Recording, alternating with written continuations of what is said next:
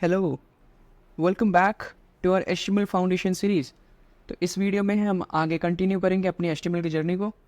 और इस वीडियो को स्टार्ट करने से पहले मैं ये आपको बता दूं कि लर्निंग टू कोड एक बहुत ही प्रैक्टिकल फील्ड है।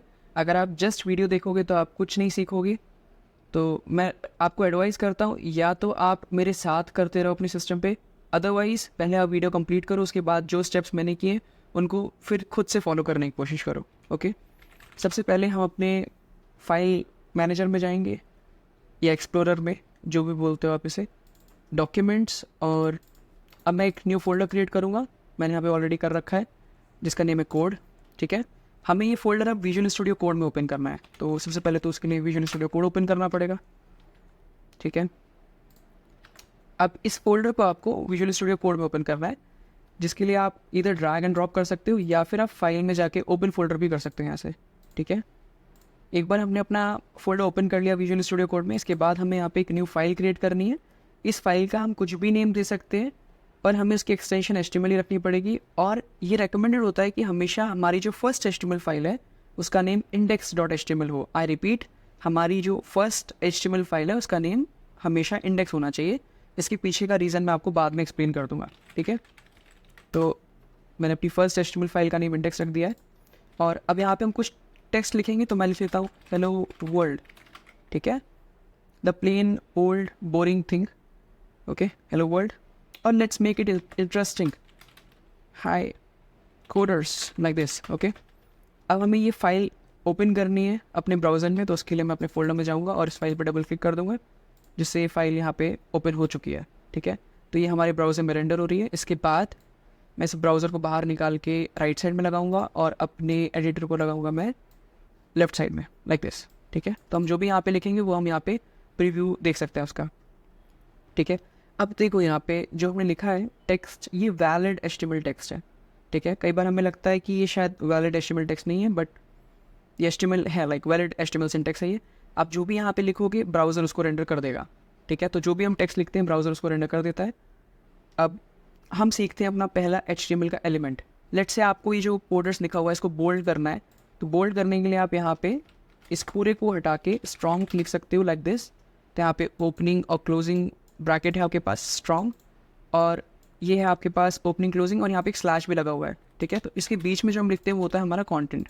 ठीक है, तो ये है आपका ओपनिंग, ये है आपका क्लोजिंग। इसके बीच में अगर मैं यहाँ पे लिख देता हूँ कोडर्स, अब अगर आप देखोगे तो कोडर्स बोल्ड हो चुका है। ओके, तो ये है हमारा एक HTML का एलिमेंट, इसको हम बोलते हैं एलिमेंट। और अभी जस्ट हमने पढ़ा स्ट्रॉन्ग एलिमेंट, तो स्ट्रॉन्ग एलिमेंट के अंदर हमने जो भी लिखा वो पार्ट बोल्ड हो जाता है। हो सकता है आपने पहले बी टैग सुना हो, नहीं सुना है तो हाँ आप सुनो। ठीक है, बी टैग। अब अगर मैं रिफ्रेश करूँ तो भी आपको सेम चीज़ देखने को मिलेगी। ठीक है, हम यहाँ पे एक बार नीचे चेक भी कर सकते हैं इस चीज़ को, लाइक स्ट्रॉन्ग। ठीक है, तो हाई कोडर्स हमारे पास आ रहा है। तो बी और स्ट्रॉन्ग दोनों का काम एक ही होता है, दोनों बोल्ड करने के काम आते हैं। इनके बीच में एक डिफरेंस है, जो स्ट्रॉन्ग टैग है ये सिमेंटिक टैग है, विच मीन्स कि ये HTML5 का टैग है, अपडेटेड वर्जन है, और ये यूज़ करना है हमें। ठीक है, बी इज़ नॉट रिकमेंडेड, हमें ये वाला यूज़ करना होता है। ठीक है, तो ये था हमारा first tag, like first 2 tags. अब हम आगे अपनी कंटिन्यू करते हैं जर्नी। इसी को मैं आगे 2 बार और कोडर्स की जगह let's do programmers this time. ठीक है, और यहाँ पे मैं ना एक काम करता हूँ, सेकंड स्ट्रॉन्ग को मैं इसको कन्वर्ट करते हैं टू आई टैग। ठीक है, आई क्या करता है, हमारे टेक्स्ट को इटैलिक बना देता है। तो आप देख सकते हो ये जो प्रोग्रामर्स हैं, मैं अगर इसके आगे फुल स्टॉप लगा दूँ, ठीक है, तो आप देख सकते हो कि ये वाला पार्ट जो है पूरा ये इटैलिक हो चुका है। ठीक है, और हमारे पास एक और है EM मीन्स एम्फेसिस, तो ये भी इटैलिक हो चुका है। ठीक है, तो आई थिंक आपको समझ में आ ही गया होगा कि आई और EM दोनों एक ही काम करते हैं, but EM is a semantic tag, is a HTML5 tag, और ये हमें यूज़ करना होता है।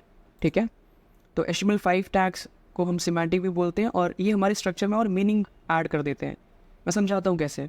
जैसे बी और स्ट्रॉन्ग क्या कर रहे हैं, दोनों ही टेक्स्ट को बोल्ड बना रहे हैं, है ना। पर हो क्या रहा है कि जो स्ट्रॉन्ग एलिमेंट है वो आपके कंटेंट में और वेट ऐड कर रहा है। ठीक है, मैं एक एग्जांपल समझाता हूँ। जैसे लेट्स डू, मैं आज बहुत लेट हो गया। ठीक है, तो इसको कहने के 2 तरीके हो सकते हैं। एक तो ये, मैं आज बहुत लेट हो गया। ठीक है, ये है न्यूट्रल, मैं आज बहुत लेट हो गया, ये न्यूट्रल है। या फिर आप क्या कर सकते हो, आप कुछ इस तरीके से बोल सकते हो, मैं आज बहुत लेट हो गया। आई थिंक मैंने बहुत की स्पेलिंग गलत लिखी है, बहुत कुछ इस तरह से लिखते हैं लाइक दिस। ठीक है, आप आई थिंक समझ चुके हो मैं क्या कहना चाह रहा हूँ। एक तरफ आप कह रहे हो मैं आज बहुत लेट हो गया, दूसरी साइड आप कह रहे हो मैं आज बहुत लेट हो गया। ठीक है, तो यहाँ पे बहुत पे आपने फोकस डाला है। तो ऐसा कह सकते हैं कि जब आप हाई कोडर्स लिख रहे हो ना, तो ये न्यूट्रल है, या आपको जस्ट बोल्ड दिख रहा है वहाँ पे, पर बी ने कुछ एडिशनल ऐड नहीं किया, बी ने बस स्टाइल कर दिया उसको। उसी जगह अगर हम स्ट्रॉन्ग कर रहे हैं तो वहाँ पे थोड़ा सा वेटेज ऐड हो गया है। देखो, जब यूज़र हमारी साइट को देखेगा तो उसको पता नहीं चलेगा कौन सा टैग क्या कर रहा है। उसके लिए तो ये भी बोल्ड है और ये भी बोल्ड है, उसको कोई फ़र्क नहीं पड़ता कि आपने बी टैग से लिखा है या स्ट्रॉन्ग टैग से लिखा है, दोनों ही बोल्ड हैं। ठीक है, तो ये चीज़ हम करते हैं ताकि हम अपने कोड में और स्ट्रक्चर ऐड कर पाएँ। ठीक है, तो ये है हमारे 2 सिमेंटिक टैग्स। अब आगे हम कंटिन्यू करते हैं। देखो अभी क्या हो रहा है कि आपने इन चारों को अलग अलग लाइंस पे लिखा है, पर फिर भी वो एक साथ आ रहे हैं। आपने देखा होगा, अभी देखो एक साथ आ रहे हैं ना। इसके पीछे का रीज़न ये है कि ये सब है in line. In line means कि जितनी भी रिमेनिंग स्पेस होती है ये उसको ऑक्यूपाई नहीं करते। ठीक है, जैसे जब आपने हाई कोडर्स लिखा ना, तो उसके बाद जितनी जगह बची थी वहाँ पे नीचे का जो टेक्स्ट है उसने वो एडजस्ट हो गया आके। ठीक है, तो इसके लिए हम एक चीज़ कर सकते हैं, हम इस पूरे को उठा के पी टैग में डाल सकते हैं। पी का मतलब होता है पैराग्राफ, और पैराग्राफ में डालने के बाद आप देखोगे कि अब हाई कोडर्स जो हमने पहले लिखा था उसने अपनी पूरी जगह ऑक्यूपाई कर लिया। देखो रिमेनिंग स्पेस अब उसकी है। ठीक है ना, रिमेनिंग स्पेस उसकी है। अब अगर मैं आपको यहाँ पे एक और चीज़ दिखाऊँ, तो मान लो कि मैंने यहीं पे बंद कर दिया। ठीक है, तो उसको फर्स्ट लाइन मूव कर देता हूँ और थोड़ा सा हटा के पी। ठीक है, तो अब मेरे पास फर्स्ट पैराग्राफ है, फिर सेकंड पैराग्राफ है। अब अगर मैं रिफ्रेश करूँ तो आप देख सकते हो फर्स्ट पैराग्राफ ने अपनी पूरी जगह ऑक्यूपाई कर ली, सेकंड पैराग्राफ ने भी अपनी पूरी जगह ऑक्यूपाई कर ली है। ठीक है, लाइक रिमेनिंग स्पेस अब उसने ले लिया है। तो पैराग्राफ है एक ब्लॉक लेवल एलिमेंट। ठीक है, ब्लॉक लेवल एलिमेंट मीन्स कि जितनी भी रिमेनिंग स्पेस है वो उसने ऑक्यूपाई किया है। उसी जगह अगर हम देखें तो स्ट्रॉन्ग एलिमेंट जो है वो है इनलाइन एलिमेंट, क्योंकि जब हमने स्ट्रॉन्ग लिखा था, अगर मैं स्ट्रॉन्ग के बाद कुछ लिख देता हूँ, ठीक है, अ वर्ड। ठीक है, तो हाई कोडर्स अ वर्ड अगर मैंने लिखा है, तो आप देख सकते हो स्ट्रॉन्ग के बाद ऐसा नहीं हुआ कि भाई लाइन एंड हो गई और फिर अ वर्ड नीचे से शुरू हुआ है। देखो नीचे से नहीं आया ना, सेम लाइन में आया है। इसके पीछे का रीज़न यही है कि स्ट्रॉन्ग जो होता है वो एक इनलाइन एलिमेंट है। Strong and B R inline element और पैराग्राफ अपने ब्लॉक लेवल एलिमेंट होते हैं। आई होप ये क्लियर होगा आपको। ठीक है, अब हमें कई बार हेडिंग्स भी चाहिए होती हैं हमारे डॉक्यूमेंट में। ठीक है, टेक्स्ट डॉक्यूमेंट में तो हमारे पास HTML में हेडिंग्स हैं। अच्छा, बाय द वे मैंने जो ये चीज़ लिखी है ये है एक HTML का कमेंट लिखने के लिए आप Ctrl+/ कर सकते हो। ओके, Ctrl+/, इस कॉम्बिनेशन को अगर आप यूज़ करोगे तो ये कमेंट क्रिएट हो जाएगा इन VS कोड। ठीक है, हेडिंग्स हमारी होती है फ्रॉम H1 to H6। ठीक है, तो H6 बनाना पड़ेगा। मैं सब नहीं बनाता हूँ, मैं जस्ट H4 पे स्किप कर देता हूँ। ओके, H5 एंड H6, तो ये हमने हेडिंग्स बना लिए कुछ फ्रॉम H1 to H6। अगर मैं यहाँ पे कुछ टेक्स्ट डालता हूँ, ठीक है, हेडिंग, तो आप देख सकते हो कि इनका जो साइज़ है वो डिफरेंट है। ठीक है, पर एक चीज़ को आप ध्यान रखना कि अगर आपको डिफरेंट साइज़ का टेक्स्ट चाहिए ना, उसके लिए हेडिंग्स मत यूज़ करना। अपने कंटेंट को डिवाइड करने के लिए आपको हेडिंग्स डिफरेंट रखनी चाहिए। ठीक है, जैसे आपके पेज में हमेशा एटलीस्ट एक हेडिंग होगी, एक प्राइमरी हेडिंग होगी जिसे हमें H1 में रखना होगा। बाकी की जितनी भी हेडिंग्स हो सकती हैं वो फिर स्ट्रक्चर पे डिपेंड करता है। ठीक है, ये हम अभी जब प्रोजेक्ट बनाएंगे तब देख लेंगे। तो कुछ ऐसा समझो कि एक से ज़्यादा H1 नहीं रखने और बाकी आप रख सकते हो। Like you can have more than 1 H2s।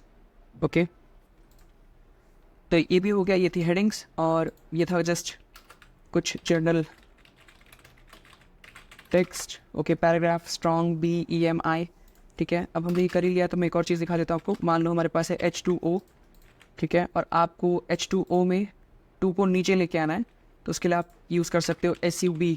Okay, like SUB use कर सकते हैं हम यहाँ पे H2O। इससे क्या होगा आप देखना। ठीक है, तो वो 2 जो है नीचे रेंडर हो गया है जिस तरीके से होना चाहिए उसे।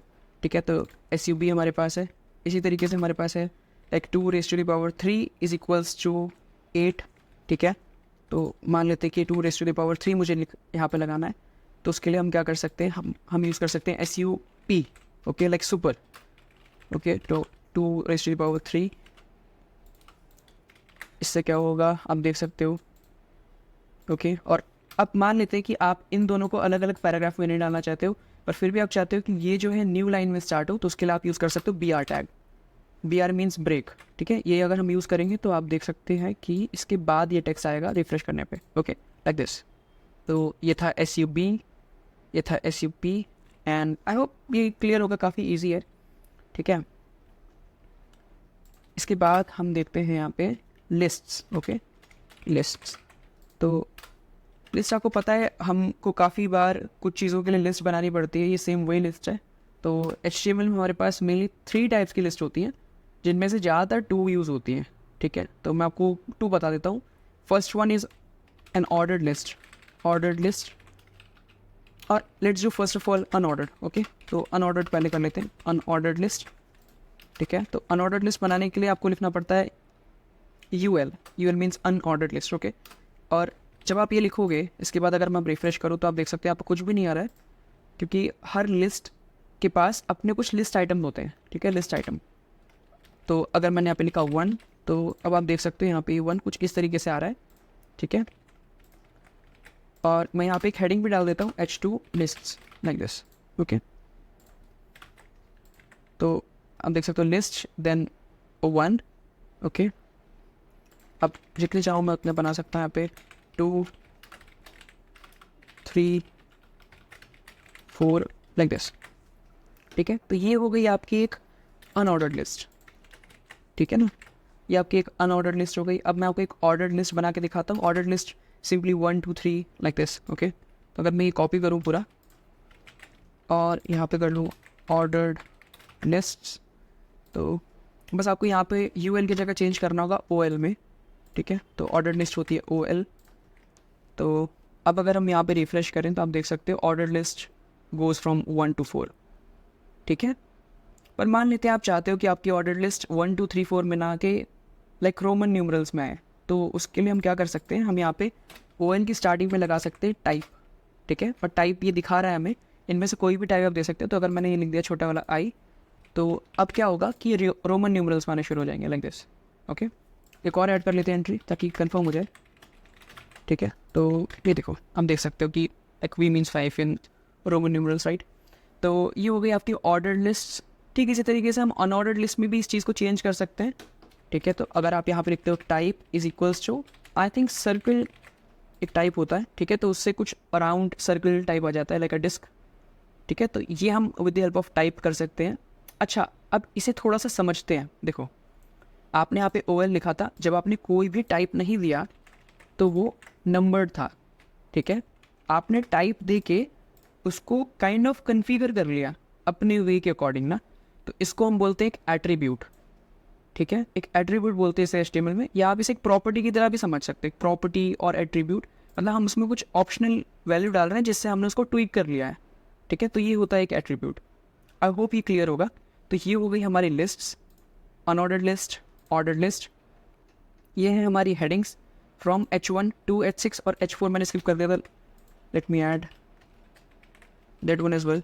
जब सब लिख दिए तो फिर H4 ही क्यों रह गया, ठीक है। तो ये है हमारी headings SUP, SUB, BR, okay, EMI, paragraph, strong, B।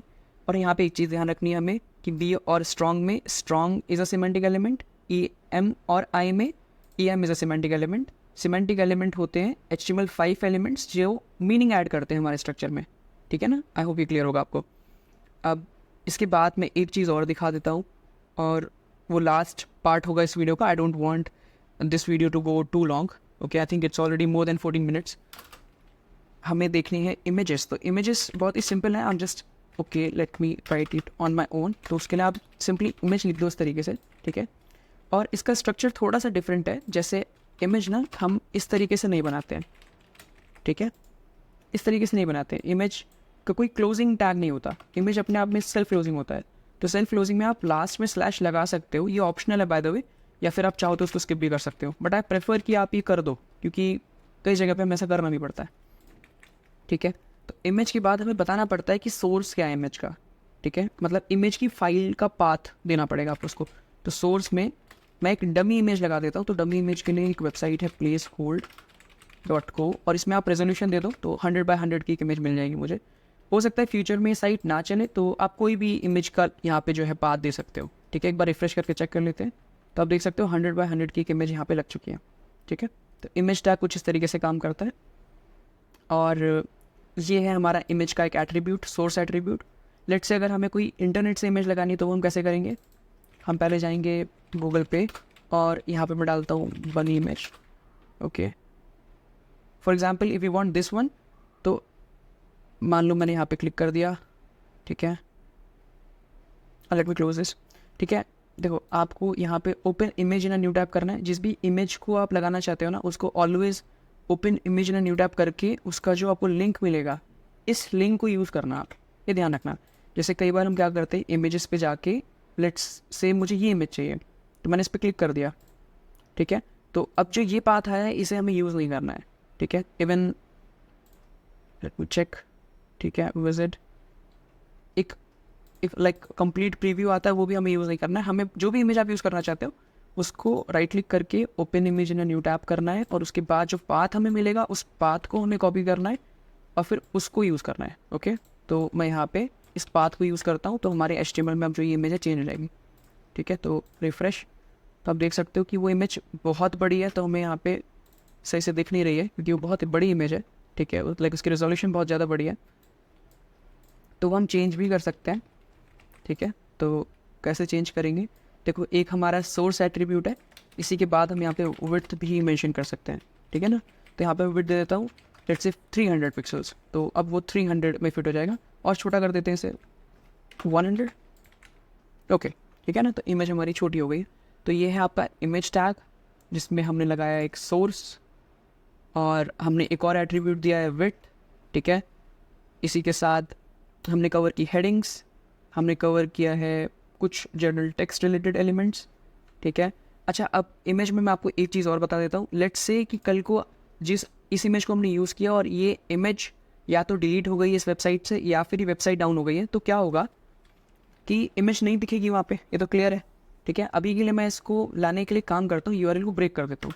जैसे मुझे पता है कि लास्ट में JPG लिखा है, अगर उसमें से मैं G को रिमूव कर दूंगा तो अब ये इमेज का जो लिंक है इनवैलिड हो चुका है ना। तो देखो अगर मैं रिफ्रेश करता हूँ तो हमें कुछ इस तरीके का वहाँ पे बॉक्स दिख रहा है। वैसे यहाँ पे एक छोटी सी इमेज आनी चाहिए थी। आई थिंक ये इमेज का लिंक वैलिड हो गया होगा ड्यू टू सम रीज़न, तो मैं कुछ और ब्रेक कर देता हूँ। ठीक है, लेट मी ब्रेक दिस। ठीक है, तो मैंने इनका जो रूट डोमेन था ना उसमें एक S लगा दिया अपनी तरफ से। अब इसे सेव करता हूँ। हाँ, तो आप देख सकते हैं यहाँ पे कुछ एक छोटा सा बॉक्स आ रहा है। ठीक है, तो क्या आपने इस तरह की चीज़ देखी होगी, लाइक एक ब्रोकन इमेज कहते हैं इसे, है ना, इस तरह की चीज़ आपने देखी होगी। जब इमेज लोड नहीं होती तो कुछ ऐसा आता है। तो उसके लिए हम क्या कर सकते हैं, यहाँ पे ऑल्ट भी ऐड कर सकते हैं। ऑल्ट मीन्स ऑल्टरनेटिव टेक्स्ट और ऑल्टरनेटिव नेम। तो मैंने जैसे यहाँ लिख दिया एक अबनी लाइक दिस। ठीक है, अब अगर मैं रिफ्रेश करूँ तो आप देख सकते हो कि अगर इमेज लोड नहीं होगी तो जो भी आपने यहाँ पर टेक्स्ट लिखा है वो शो होता है। ठीक है, लाइक अबनी। और इसकी जो लिमिट है वो होती है अप टू 125 कैरेक्टर्स, और ज़्यादा भी आप रख सकते हो, बट मैं कहूँगा आप अंडर 100 कैरेक्टर्स रखने की कोशिश करना, और इसको डिस्क्रिप्टिव बनाना, डिस्क्रिप्टिव। ठीक है, और अवॉइड करना आप ऐसा कुछ मत लिखो, इमेज ऑफ अ बनी ऐसा मत लिखना। क्यों, उसके पीछे का रीज़न ये है कि हमें इसको देख के समझ में आ रहा है कि यहाँ पे एक इमेज थी। ठीक है, तो इमेज ऑफ लिखने की ज़रूरत नहीं है। ओके, मैं इसको रिमूव कर देता हूँ अभी के लिए, और यहाँ पर मैं डिस्क्राइब करने की कोशिश करता हूँ कि इमेज किस चीज़ के बारे में। ओके, क्यूट बनी with a light background, okay, looking aside the camera, animated, okay। तो अभी के लिए ठीक है, बट अगर ये इमेज ब्रेक हो जाती है ड्यू टू सम रीज़न तो हमें कुछ इस तरीके का यहाँ पे देखने को मिलेगा। ये थोड़ा सा ज़्यादा हो गया I think, but I hope ये क्लियर होगा आपको। With light background. ठीक है ना, थोड़ा छोटा कर लेते हैं इसे। हाँ, कुछ इस तरीके से। ठीक है, इस इमेज को भी मैं ठीक कर लेता हूँ। ठीक है, तो हमने जो टॉपिक्स अभी कवर किए वो हैं HTML के एलिमेंट्स, HTML फाइल कैसे क्रिएट करोगे आप, उसको प्रीव्यू कैसे करोगे। कुछ HTML एलिमेंट्स हमने देखे जो इनलाइन होते हैं, लाइक स्ट्रॉन्ग इनलाइन एलिमेंट है, EM इनलाइन एलिमेंट है, इवन सब एंड सब आर ऑल्सो इनलाइन एलिमेंट्स। फिर कुछ एलिमेंट्स देखे हमने जो कि ब्लॉक लेवल एलिमेंट्स हैं, लाइक पैराग्राफ्स, हेडिंग्स, राइट। इसके बाद हमने लिस्ट देखी 2 टाइप्स की, अनऑर्डर्ड, अनऑर्डर्ड लिस्ट। फिर हमने देखे attributes like this type attribute और दिस सोर्स एट्रीब्यूट, और हमने देखे सम सेल्फ क्लोजिंग एलिमेंट्स। तो सेल्फ क्लोजिंग एलिमेंट जैसे कि इमेज है, और यहाँ पे BR भी एक सेल्फ क्लोजिंग एलिमेंट है, क्योंकि इसका कोई क्लोजिंग टैग नहीं है, ये जस्ट एक बार यूज़ होता है। तो आप चाहो तो यहाँ पे भी स्लैश लगा सकते हो, वैसे इसकी नीड नहीं है कुछ, ठीक है। इमेज में रिकमेंडेड इसलिए होता है क्योंकि इमेज में आप और भी चीज़ें लिख रहे हो ना, या एट्रीब्यूट्स लिख रहे हो, इसलिए यहाँ पे स्लैश मैंने मैं रिकमेंड करता हूँ कि लगा देना चाहिए। ओके, सो या that's it for this video and we will continue our journey in the next one. Till then, bye, and I hope you enjoyed this one. Thank you.